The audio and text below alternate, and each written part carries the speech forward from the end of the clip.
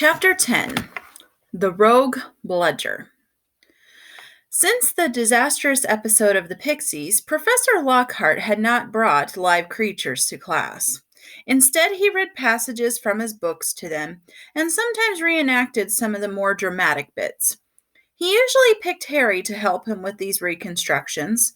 So far, Harry had been forced to play a simple Transylvanian villager whom Lockhart had cured of a babbling curse, a yeti with a head cold, and a vampire who had been unable to eat anything except lettuce since Lockhart had dealt with him. Harry was hauled to the front of the class during their very next defense against the dark arts lesson, this time acting a werewolf.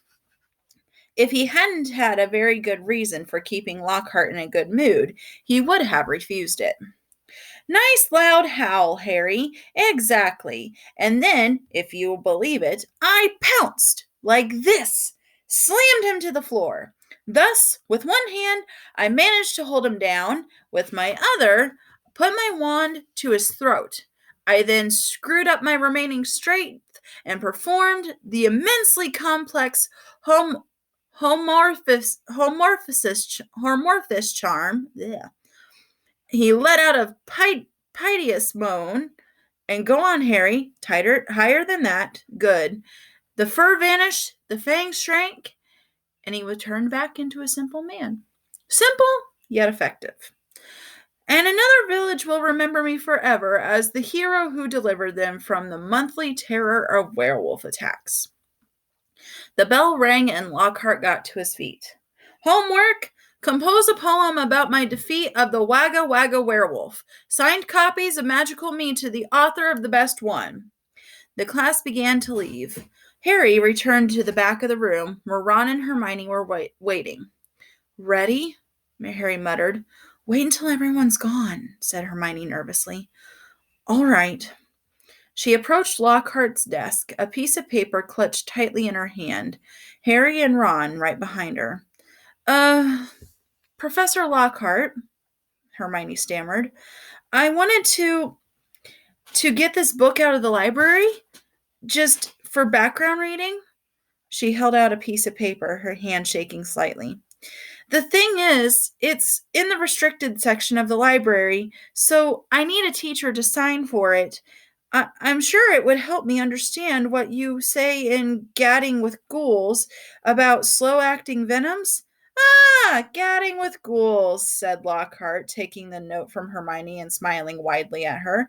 Possibly my very favorite book. You enjoyed it?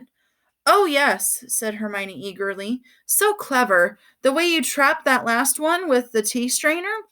Well, I'm sure no one will mind me giving the best student of the year a little extra help, said Lockhart warmly, and he pulled out an enormous peacock quill. Nice, isn't it? He said, misreading the revolted look on Ron's face. I usually save it for book signings. He scrawled an enormous loopy signature on the note and handed it back to Hermione. So, Harry, said Lockhart, while Hermione folded the note with fumbling fingers and slipped it into her bag. Tomorrow's the first Quidditch match of the season, I believe. Gryffindor against Slytherin, is it not? I hear you're a useful player. I was a seeker, too. I was asked to try for the national squad, but preferred to dedicate my life to the eradication of dark forces. Still, if you ever feel the need for a little private training, don't hesitate to ask.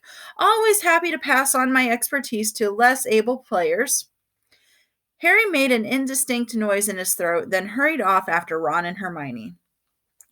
I don't believe it, he said as the three examined the signature on the note. He didn't even look at the book we wanted. That's because he's a brainless git, said Ron. But who cares? We got what we needed. He is not a brainless git, said Hermione shrilly, as they half ran toward the library. Just because he said you were the best student of the year.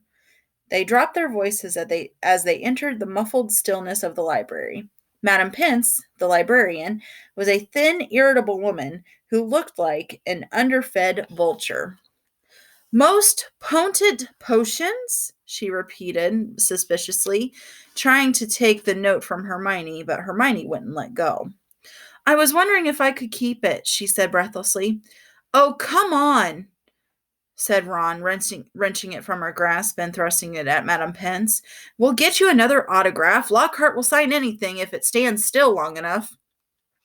Madame Pence held the note up to the light, and as though determined to detect a forgery, but it passed the test. She stalked away between the lofty shelves and returned several minutes later carrying a large and moldy-looking book. Hermione put it carefully into her bag and they left, trying not to walk too quickly or look too guilty.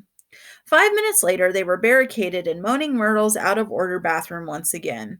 Hermione had overridden Ron's objections by pointing out that it was the last place anyone in their right minds would go, so they were guaranteed some privacy. Moaning Myrtle was crying noisily in her stall, but they were ignoring her, and she them. Hermione opened most potent potions most carefully, and the three of them bent over the damp spotted pages. It was clear from a glance why it belonged in the restricted section. Some of the potions had effects almost too gruesome to think about, and there were some very unpleasant illustrations, which included a man who seemed to have been turned inside out and a witch sprouting several hairs of arms on the back of her head. Several pairs of arms out of her head. Here it is, said Hermione excitedly as she found the page headed The Polyjuice Potion. It was decorated with drawings of people halfway through transforming into other people. Harry sincerely hoped the artist had imagined looks of intense pain on their faces. This is the most complicated potion I've ever seen, said Hermione as they scanned the recipe. Lacewing flies, leeches, fluxweed, and knotgrass, she murmured, running her fingers down the list of ingredients. Well, they're easy enough. They're in the student store cupboard. We can help ourselves. Oh, look, powdered hortum bicorn. Don't know where we're going to get that. Shredded skin of a boomslang? That'll be tricky, too. And, of course, a bit of whoever we want to change into. Excuse me? Said Ron sharply. What do you mean, a bit of whoever we're changing into? I'm drinking nothing with crab's toenails in it. Hermione continued as though she hadn't heard him. We don't have to worry about that yet, though, because we add those bits last. Ron turned, speechless, to Harry, who had another worry. Do you realize how much we're going to have to steal, Hermione? Shredded skin of a boomslang? That's definitely not in the student cupboard. What are we going to do? Break into Snape's private stores? I don't know if that's a good idea. Hermione shut the book with a snap. Well, if you two are going to chicken out, fine, she said. There were bright pink patches on her cheeks, and her eyes were brighter than usual. I don't want to break the rules, you know. I think threatening Muggleborns is far worse than brewing up a difficult potion. But if you don't want to find out if it's Malfoy, I'll go straight to Madame Pence now and hand the book back in. I never thought I'd see the day when you'd be persuading us to break rules, said Ron. All right, we'll do it, but not toenails, okay? How long will it take to make anyway? Said Harry as Hermione, looking happier, opened the book again. Well, since the fluxweed has got to be picked at the full moon, and the lace wings have got to be stewed for 21 days, I'd say it'd be ready in about a month, if we can get all the ingredients. A month, said Ron.